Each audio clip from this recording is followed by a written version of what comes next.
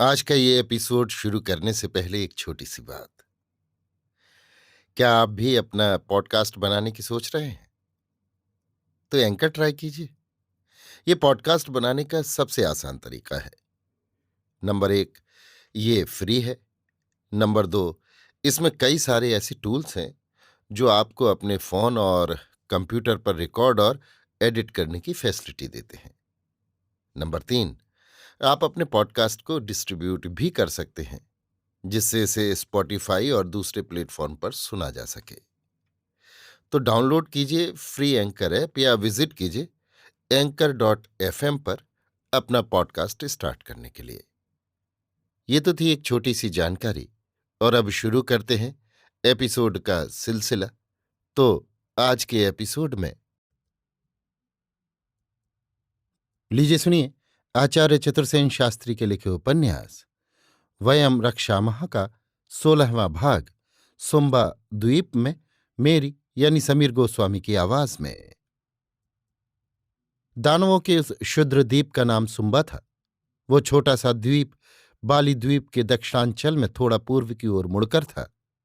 भारतीय महासागर में जो असंख्य अज्ञात छोटे छोटे द्वीप समूह हैं, उनमें से एक ये था। द्वीप प्राकृतिक सौंदर्य से ओतप्रोत था। सारे द्वीप की परिधि 1 योजन से भी कम थी। द्वीप के बीचों बीच एक लंबी चौड़ी झील थी, जिसमें चारों ओर से झरने का पानी आकर जमा होता था। झील के चारों ओर दानवों के पुर थे। द्वीप का आकार अंडे के समान था। द्वीप चुंबक पत्थर का था। इससे जलयान और तरणियां बहुधा यहां नहीं आती थीं। जलमग्न चुंबकीय चट्टानों से टकराकर उनके डूब जाने का भय था। परंतु दानव यहां निर्भय आते जाते थे। दानवों की यहां संपन्न बस्तियां थीं। उनके घर पक्के, राजमार्ग प्रशस्त और पुर में स्थान स्थान पर हरे भरे उपवन थे, जिनमें अनेक मौसमी फल और फूल लगे थे। द्वीप का जलवायु अत्यंत स्वास्थ्यप्रद था। पुर, घर, हर्म, सौध, वन, बाग, उपवन, उद्यान, तड़ाग, राजमार्ग सभी कलापूर्ण थे। ऐसा प्रतीत होता था दानव अत्यंत कला प्रेमी हैं, संपन्न भी हैं। उनकी संपन्नता का तो यही प्रमाण यथेष्ट था कि दानवों तथा उनकी पत्नियों के अंगों पर बहुत से स्वर्ण आभूषण थे। रत्नाभरण भी वे पहने थीं। दानव कन्याएं दैत्यों के समान कृष्ण वर्णा नहीं होती थी। उनका रंग तपाए सोने के समान तथा उठाव आकर्षक होता था। दैत्यों की अपेक्षा वे सभ्य और सुसंस्कृत भी थे। दानव जैसे वीर थे, वैसे हंसमुख और कलाप्रेमी थे। संगीत नृत्य उन्हें अत्यंत प्रिय था। उनकी भाषा करुण मधुर थी और वे प्राकृत बोलते थे। इस द्वीप के निवासी अत्यंत परिश्रमी और सहिष्णु थे। वे दोपहर की धूप और गर्मी की परवाह न करके अपने कार्यों में व्यस्त रहते थे। बहुत से दानव प्रभात की सुनहरी धूप में अपने खेतों, बगीचों और खलिहानों में काम कर रहे थे।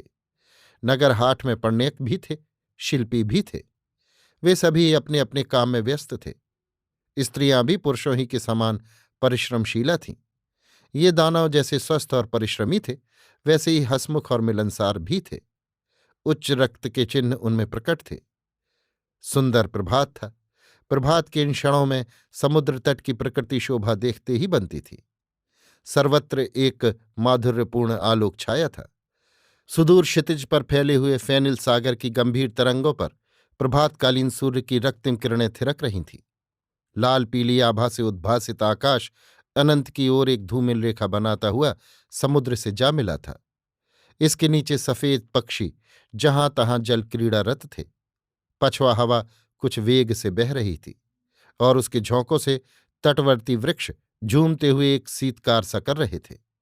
प्रबल बात के थपेड़ों से आंदोलित महासागर की ज्वार की रौद्र लहरें गंभीर गर्जन तर्जन करती हुई अनवरत गति से तटवर्ती काली और लाल लाल चट्टानों से टकरा रही थीं।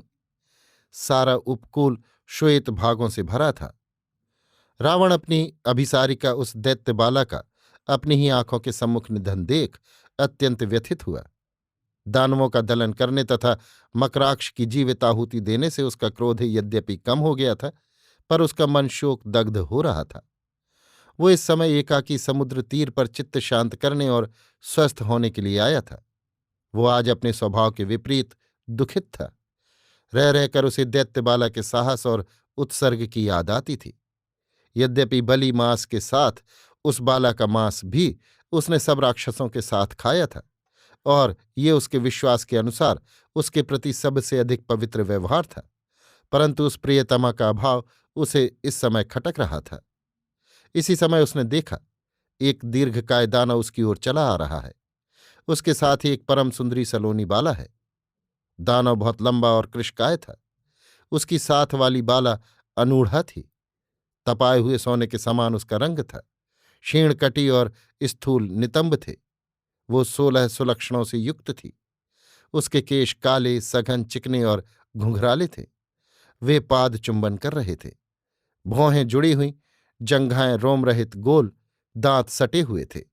नेत्रों के समीप का भाग, नेत्र, हाथ, पैर, टखने और जंघाएं सब समान और उभरे हुए थे। नख उंगलियों की गोलाई के समान गोल थे। हस्ततल उतार चढ़ाव वाला, चिकना, कोमल और सुंदर था। उंगलियां समान थी। शरीर की कांति मणि के समान उज्ज्वल थी। स्तन पुष्ट और मिले हुए थे। नाभि गहरी थी तथा उसके पार्श्व भाग ऊंचे थे। वक्षस्थल और दोनों पार्श्व उतार चढ़ाव वाले थे। शरीर के रोम कोमल थे। दोनों चरणों की उंगलियां और तलुए ये 12 भूमि से भली भांति सट जाते थे। हाथ पैर लाल थे। उनमें यव की रेखाएं थीं। मंद मुस्कान निरंतर उसके होठों पर खेल रही थी। ऐसी ही सुलक्षणा सुकुमारी दानव की वो बेटी थी। दानव ने धीरे धीरे रावण के निकट आकर उसे स्वस्ति कहा।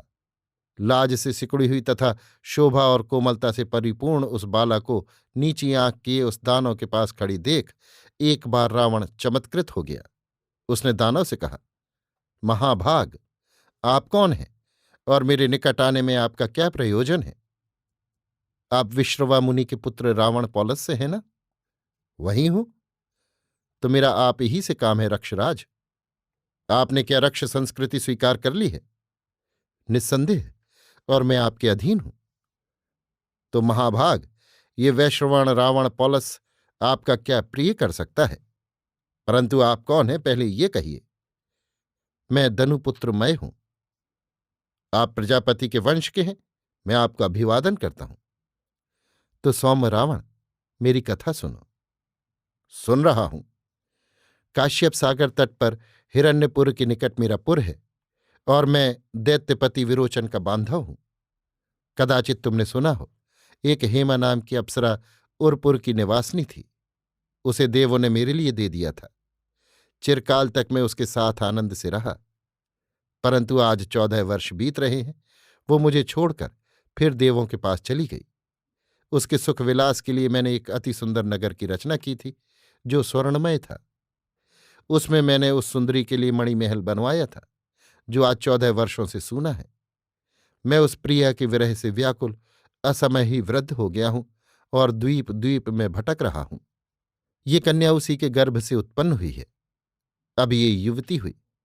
तुम ऋषि पुत्र हो, विक्रमशील हो तथा प्रजापति के वंश का रक्त तुम में है।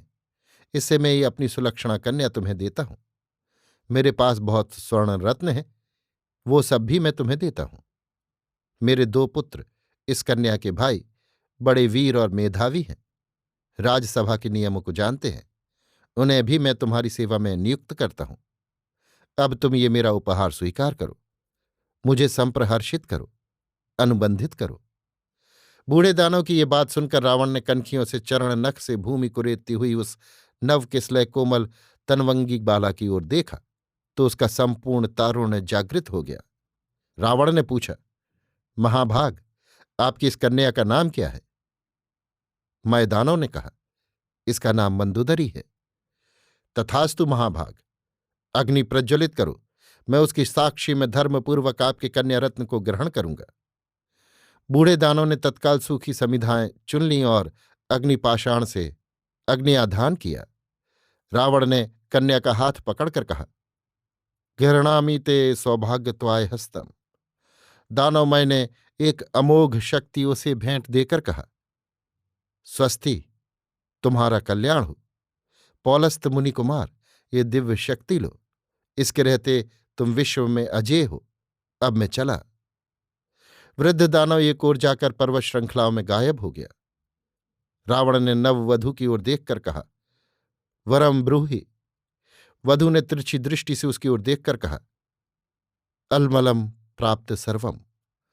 तब रावण ने अपने उत्तरीय के छोर से बाला का उत्तरीय बांध लिया और खड्गकोश से खींच उसकी धार बाला के चरण नख से छुआकर उसे अंक में समेटते हुए कहा, चलो फिर रक्षकुल महिषी मंदोदरी।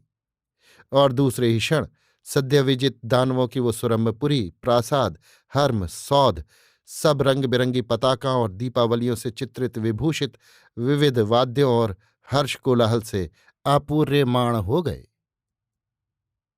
अभी आप सुन रहे थे आचार्य चतुर्सेन शास्त्री के लिखे उपन्यास वयम रक्षामः का 16वां भाग सुम्बा द्वीप में, मेरी यानी समीर गोस्वामी की आवाज में।